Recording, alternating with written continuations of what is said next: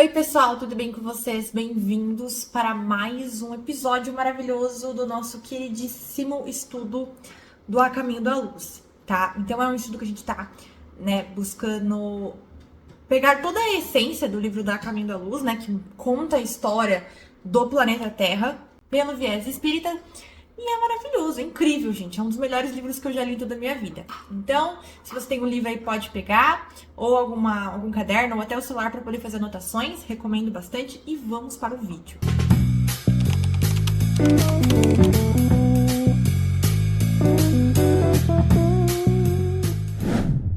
Pessoal, vamos lá. A gente viu, na semana passada as construções celulares. Agora a gente vai ver os primeiros habitantes da Terra, tá? Uma camada de matéria gelatinosa cobriu a Terra. Essa matéria amorfa e viscosa era o depósito sagrado das sementes da vida. Gente, vocês lembram que nos episódios passados a gente viu sobre o protoplasma? Mais uma vez o protoplasma ele é citado aqui, tá?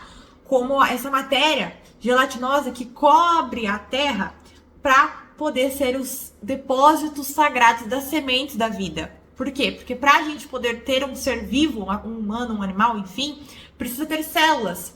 E o protoplasma, ele foi o que deu início para que as células pudessem vir e evoluir e se manifestar ao longo dos anos. Então, olha só que legal. O protoplasma foi o início de todas as formas de vida na Terra. Com o tempo, essa matéria se condensou, formando o núcleo e iniciando as primeiras manifestações de vida. Então, sim, gente, o marco foi o protoplasma. Sem o protoplasma não poderia ter seres com vida. Então, de fato, o protoplasma foi extremamente importante, tá? E aí, eu até coloquei aqui uma perguntinha pra gente poder não ficar perdido, né? Quais eram os primeiros habitantes da Terra? E a resposta: eram as células albuminoides, amebas e outros organismos unicelulares, ou seja, organismos que só possuem uma célula, tá? Caso se você não saiba, nós humanos somos multicelulares, pois temos diversas células. Eles se multiplicavam rapidamente nas águas quentes dos oceanos. Esses seres se moviam nas águas onde encontravam o oxigênio necessário para viver, pois a terra firme ainda não tinha oxigênio suficiente para sustentar a vida animal. Esses seres primitivos tinham apenas o sentido do tato, que deu a origem a todos os outros organismos mais avançados. Então, pessoal, vamos lá. Olha como a gente pode entender. Para termos hoje os organismos super avançados que temos aqui no nosso corpo humano, no corpo dos animais, teve um princípio, não há efeito sem causa.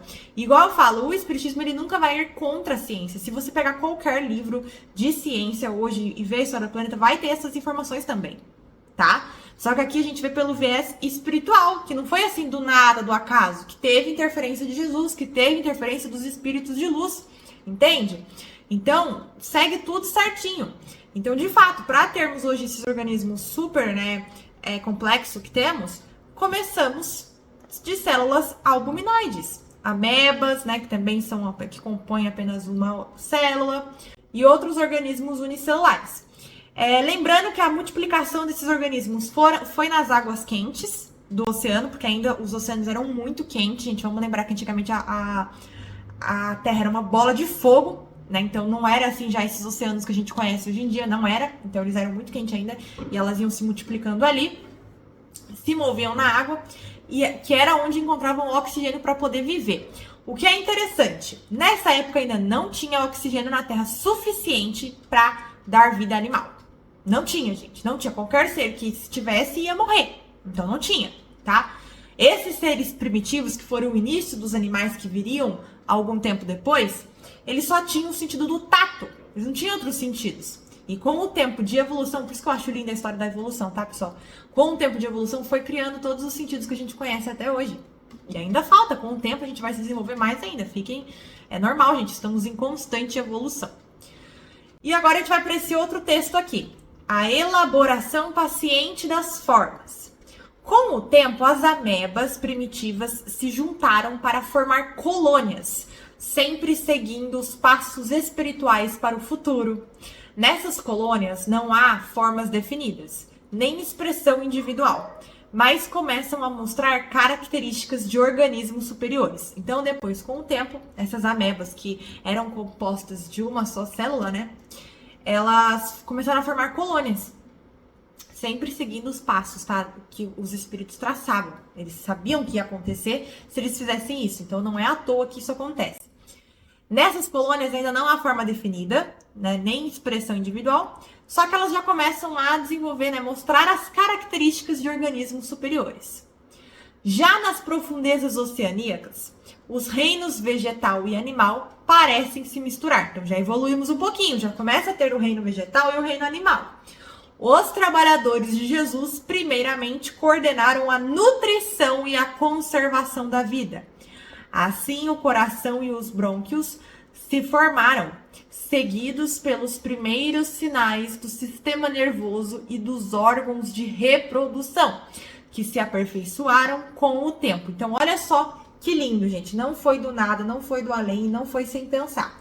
Primeira coisa que os trabalhadores de Jesus focaram, depois né, que as amebas, as células já estavam se desenvolvendo mais, foi para coordenarem a nutrição e a conservação da vida, tá? Porque não, tudo bem criar uma vida, né? As células, elas seriam partes para poder ter seres vivos, né?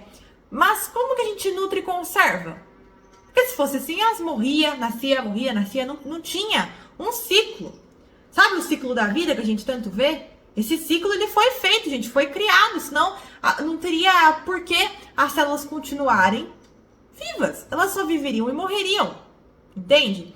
Então eles coordenaram essa nutrição e a conservação da vida para que pudesse haver evolução, tá? E assim o coração e os brônquios se formaram. Olha que lindo e maravilhoso. Seguidos pelos primeiros sinais do sistema nervoso. Então, começou pelo coração e pelos brônquios, depois foi, né, dando os primeiros sinais do sistema nervoso e dos órgãos de reprodução. Então, foi seguido, né? E aí se aperfeiçoaram com o tempo. Maravilhoso, né, gente? Mais uma prova de que tudo não acontece pelo acaso e que tudo tem um motivo, tudo tem um porém. E eu acho que isso é incrível, né? Esse livro, ele traz esse lado que eu acho simplesmente perfeito. Bom, hoje ficamos por aqui. Esses vídeos, eu não quero fazer vídeos longos, porque eu quero que todo mundo preste muita atenção, porque tem muita informação em cada textinho. E eu espero muito que vocês tenham gostado. Já deixem o seu like, o seu comentário se vocês estão gostando, o que vocês pensam sobre isso. E até amanhã para o nosso estudo do Evangelho segundo o Espiritismo. Tchau!